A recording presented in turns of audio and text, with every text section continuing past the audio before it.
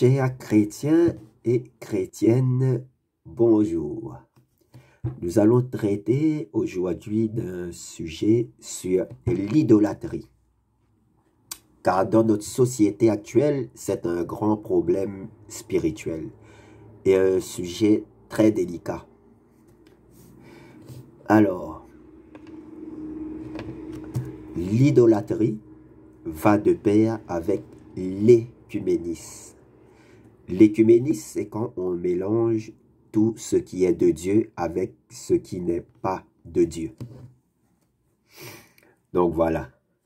Qui nous pousse à l'idolâtrie? C'est toujours le même. C'est Satan et le diable. C'est lui qui est derrière tout ça, dans un seul but, nous éloigner de Dieu. D'abord, il sait qu'il lui reste peu de temps, car il a été vaincu à la croix. Donc, il essaie d'attirer le maximum de personnes dans sa chute. Il y a deux types d'idolâtrie. Il y a l'idolâtrie spirituelle, quand on se met à adorer des statues, des idoles, des saints, des anges, au lieu d'adorer Dieu. Dans Apocalypse 19, versets 9 à 10. Alors, regardons dans les Saintes Écritures.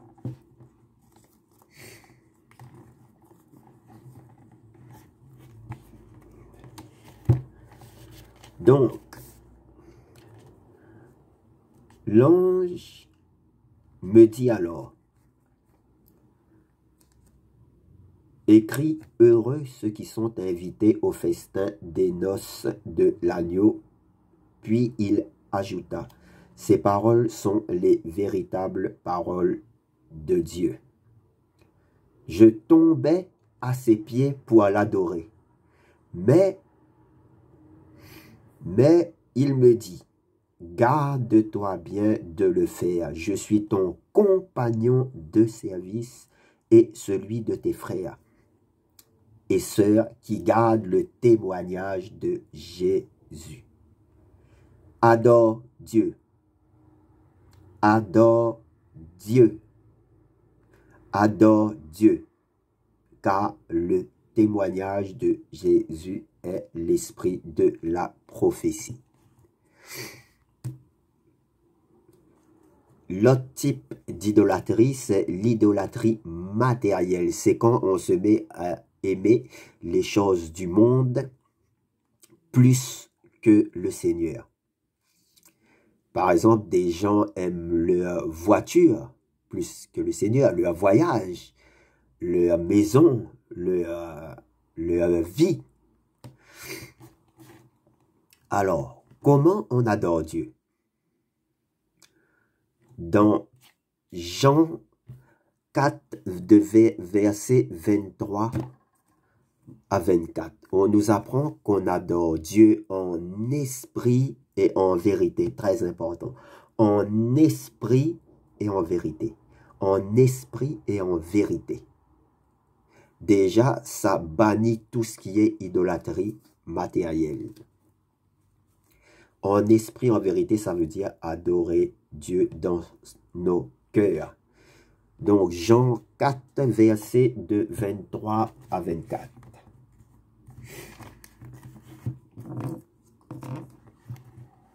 Donc, voilà. Jean 4, 23 à 24. Ça nous dit, mais l'heure vient, et elle est déjà là, où les vrais adorateurs adoreront le Père en esprit et en vérité. En effet, ce sont là les adorateurs que recherche le Père. Dieu est esprit, et il faut que ceux qui l'adorent, l'adorent en esprit et en vérité. C'est clair. Donc, on doit adorer Dieu seul. Dans Luc 4, verset 8. Luc 4, verset 8.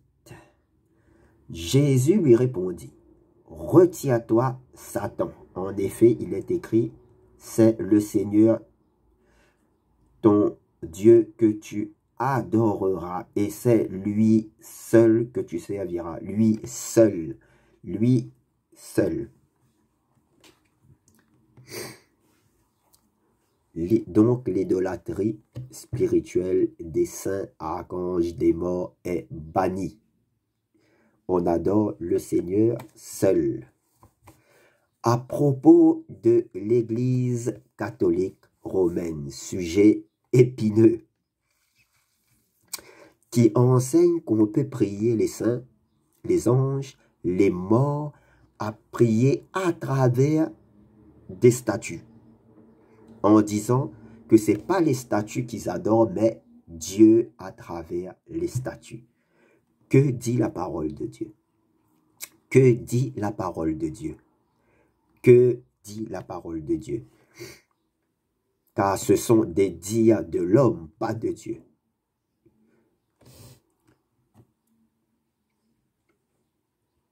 On a cité Luc 4, verset 8, juste avant. Et après, je vous citerai les versets bibliques qui va confirmer, qui va démontrer après.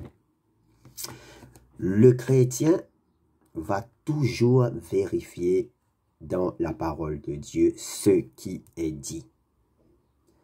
Ça peut être d'un homme, d'un pasteur, d'un évêque, d'un père ou de n'importe qui. Il va prendre sa Bible ouverte et vérifier si ça correspond à la parole de Dieu. Où est-il mentionné que l'on peut prier des idoles dans la Bible? Ou à travers des idoles dans la Bible? Où sont les versets bibliques? Où est mentionné qu'on peut prier anges, archanges, les morts dans la Bible? Ou tout objet religieux? Moi, personnellement, j'en ai trouvé aucun. Aucun verset biblique. Au contraire, tous les versets que j'ai trouvés condamnent ces pratiques. Je vais vous les citer après. Exemple, la statue de la Vierge Marie. Depuis jeune, on nous a appris à prier des idoles. La croyance est profondément ancrée. Mais il faut sortir de ce piège, car c'est un piège tendu par le malin. Pour vous éloigner de la véritable adoration qui est en vérité et en esprit. On adore directement le Créateur, sans intermédiaire. L'intermédiaire est un chemin, moi je vois ça comme un chemin qui se dévie.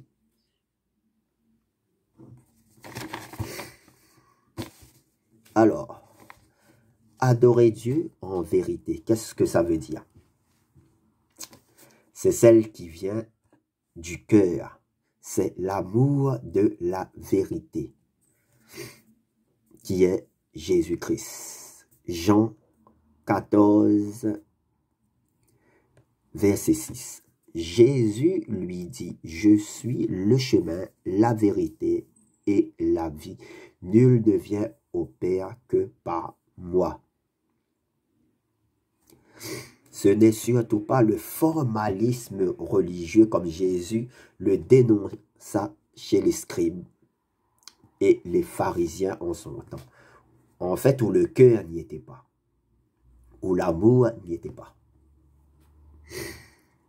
Le Seigneur dit, « Quand ce peuple s'approche de moi, il m'honore par la bouche et ses lèvres.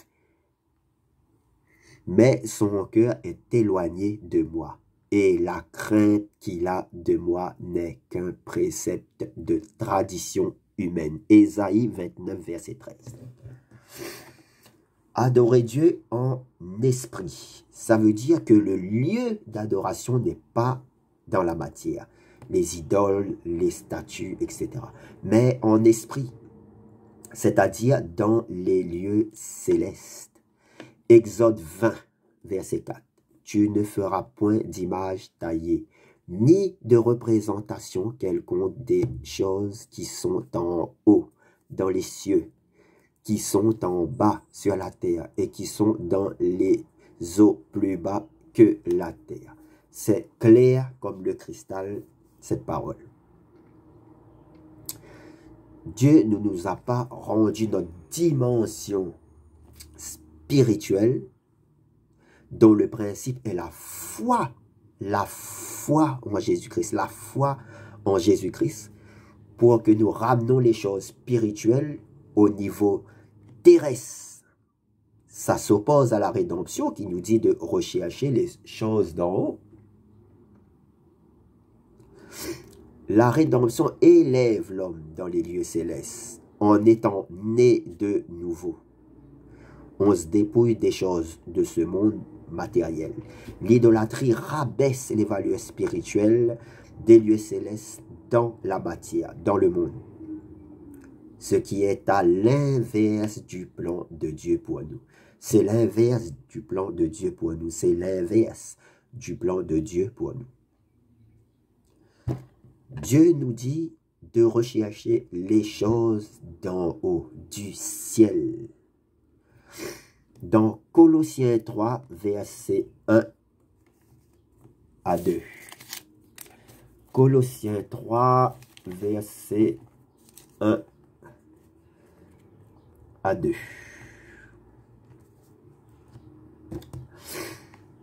Si donc vous êtes ressuscités avec Christ, recherchez les choses d'en haut, où Christ est assis à la droite de Dieu.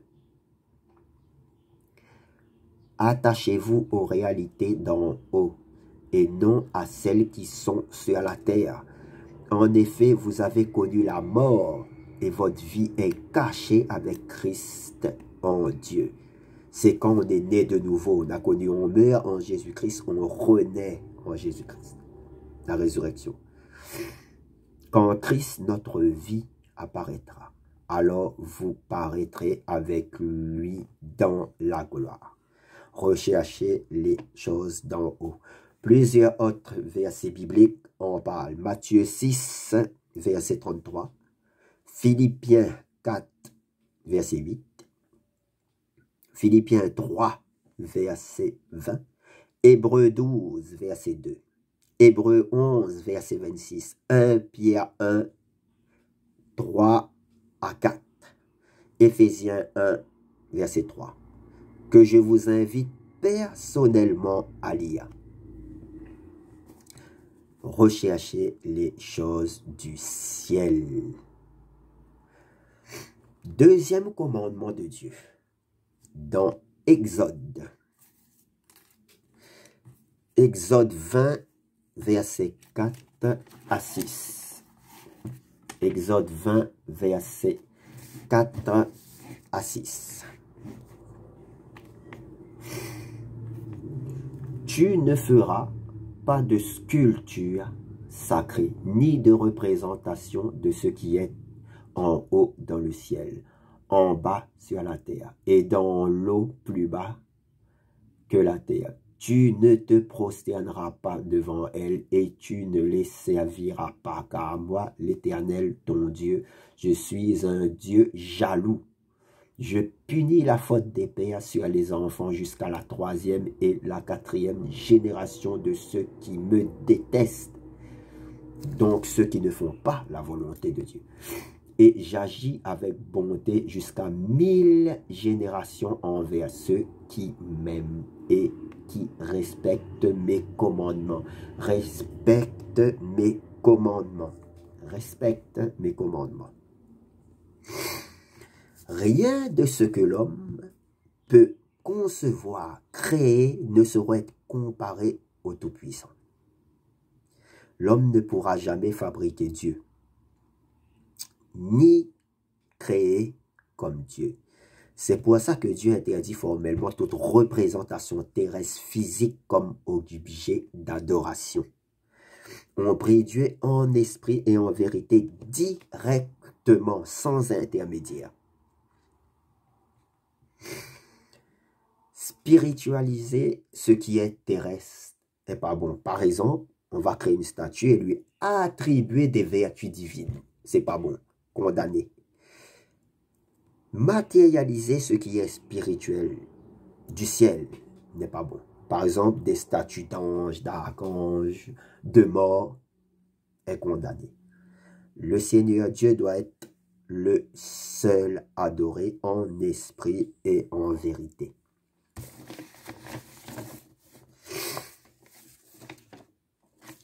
L'idolâtrie matérielle. Qu'est-ce que c'est? C'est tout simple. C'est aimer les choses du monde plus que Dieu. Quand Dieu n'est plus au centre de votre vie, on le relaie au second plan ou même des fois il est absent de vos vies. Exemple, aimer sa voiture, ses projets de voyage, sa maison, le luxe, ses projets, les jeux vidéo, l'argent, etc., etc., etc. Le sport, le manger, le boire, qui est aujourd'hui une religion. Ça peut être n'importe quoi, n'importe quoi. Ça peut être n'importe quoi dans votre vie qui passe avant Dieu ou qui vous fait éloigner du Seigneur. Par exemple, quand on fait du sport, quand on fait de la marche, eh bien, avant on fait de la marche, on fait une prière pour que la marche se déroule bien. Et ensuite, on y va. C'est quand vous l'oubliez, c'est quand on oublie le Seigneur dans notre vie que c'est pas bon. Matthieu 6, verset 33. Recherchez premièrement le royaume et la justice de Dieu. Et toutes ces choses vous seront données par-dessus. Alléluia. Maintenant, je vais vous citer quelques versets bibliques contre l'idolâtrie. Alors, on a en Ésaïe 42, verset 8. Je suis l'Éternel, c'est là mon nom, et je ne donnerai pas ma gloire à un autre, ni mon honneur aux idoles. Ce verset est clair. Dans les idoles, il n'y a rien. Ésaïe 2, verset 8. Le pays est rempli d'idoles. Ils se prosternent devant l'ouvrage de leurs mains, devant ce que leurs doigts ont fabriqué. Ça nous dit que les idoles, ce sont seulement des créations humaines, tout simplement. Ça n'a rien de divin.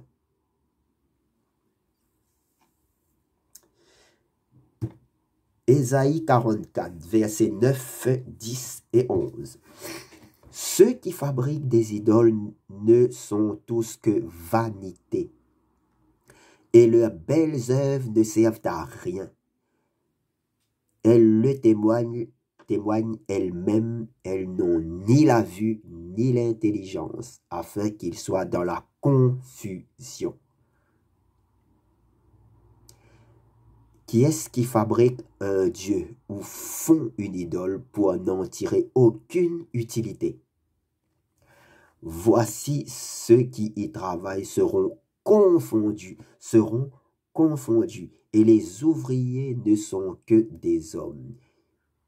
Qu'ils se réunissent tous, qu'ils se présentent, et tous ensemble, ils seront tremblants et couverts de honte. Exode 20, versets 4 à 5. Tu ne feras point d'image taillée ni de représentation quelconque des choses qui sont en haut dans les cieux, qui sont en bas sur la terre et qui sont dans les eaux les plus bas de la terre. Tu ne te prosterneras point devant elles et tu ne les serviras point. Car moi, l'Éternel, ton Dieu, je suis un Dieu jaloux qui punit l'iniquité des pères sur les enfants jusqu'à la 3e et 4e génération de ceux qui me haïssent. Habacuc 2, verset 18. À quoi sert une image taillée pour qu'un ouvrier la taille? À quoi sert une image en fond? Et qui enseigne le mensonge pour que l'ouvrier qui l'a fait place en elle sa confiance, tandis qu'il fabrique des idoles muettes. Jérémie 10, de 14 à 15. Après, il restera encore un verset. C'est pour bien démontrer l'idolâtrie. J'expose quelques versets bibliques. Jérémie 10, verset 14-15. Tout homme devient stupide par sa science. Tout orfèvre est honteux de son image taillée, car ces idoles ne sont que mensonges,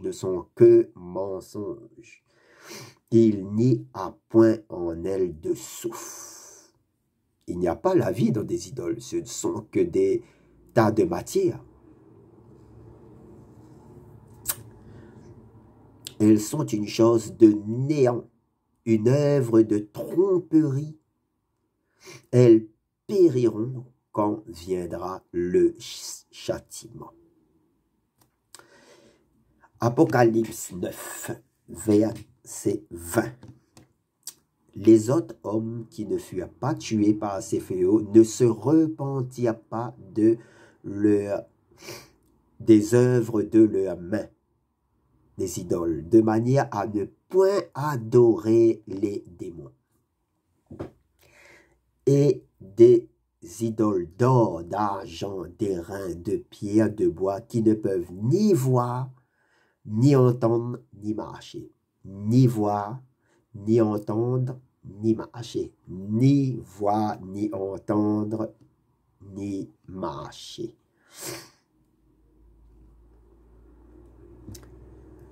Il est dit de manière à ne point adorer les démons. Nous y voilà. Qui se cache derrière ces idoles inertes? Dans l'ombre spirituelle, dans l'invisible des idoles, voilà ce qui se cache derrière les idoles, les démons. Dieu est bon et il veut nous protéger de ça. C'est pour ça qu'il est interdit formellement de créer et de prier des idoles. Ce sont les démons qui sont derrière. Le diable et Satan. Ça, c'est une vérité.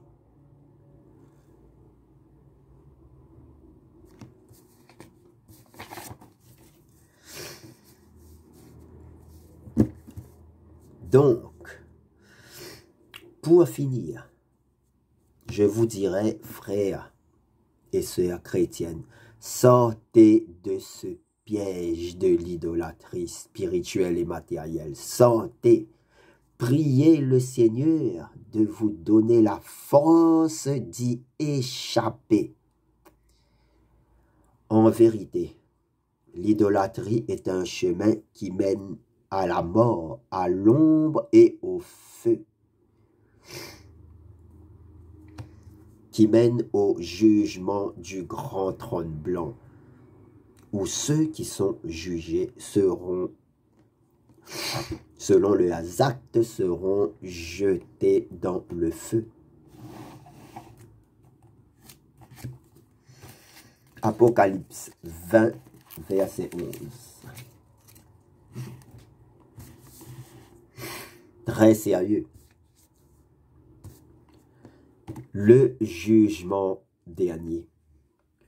Je vis alors un grand trône blanc et celui qui y était assis dessus. Le jugement du grand trône blanc, c'est le jugement dernier de tout qui se passera après les 1000 ans de règne de Jésus-Christ, où tous les morts seront ressuscités. Ce jugement sera pour tous ceux qui n'ont pas eu part à la première résurrection. C'est la deuxième résurrection et ceux qui seront jugés seront jugés pour les temps de feu. Écoutez bien. Je vis alors un grand trône blanc et celui qui y était assis, qui est Jésus-Christ. La terre et le ciel s'enfuirent loin de lui et l'on ne trouva plus de place pour eux. Disparition de la terre. Je vis les morts, les grands et les petits, debout devant le trône. Ce n'est pas une question de taille, c'est une question de position qu'on avait sur la terre. Les grands et les petits, les riches et les pauvres. Ceux qui avaient du pouvoir, ceux qui n'avaient pas beaucoup de pouvoir. Alors,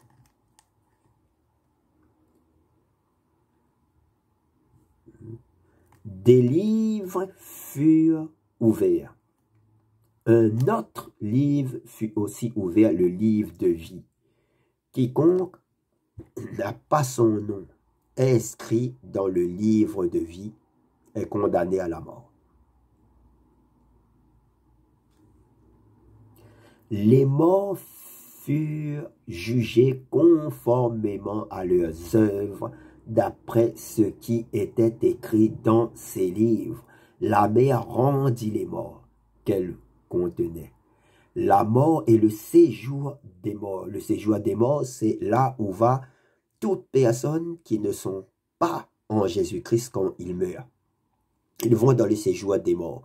Un endroit obscur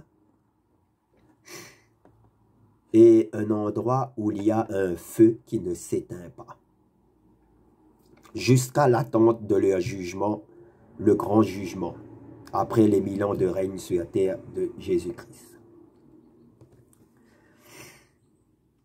La mer rendit les morts qu'elle contenait. La mort et le séjour des morts rendirent aussi leurs morts. Et chacun fut jugé conformément à sa manière d'agir.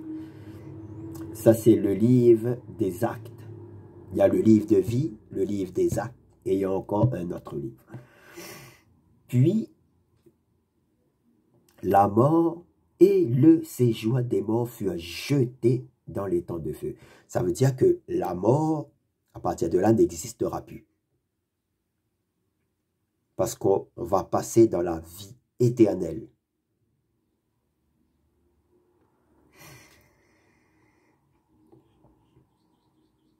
Les temps de feu, c'est la seconde mort, la mort spirituelle. Ça veut dire être éloigné de Dieu, éternellement. Tous ceux qui ne furent pas trouvés inscrits dans le livre de vie, tous ceux qui ne sont pas nés de nouveau en Jésus-Christ, furent jetés dans les temps de feu.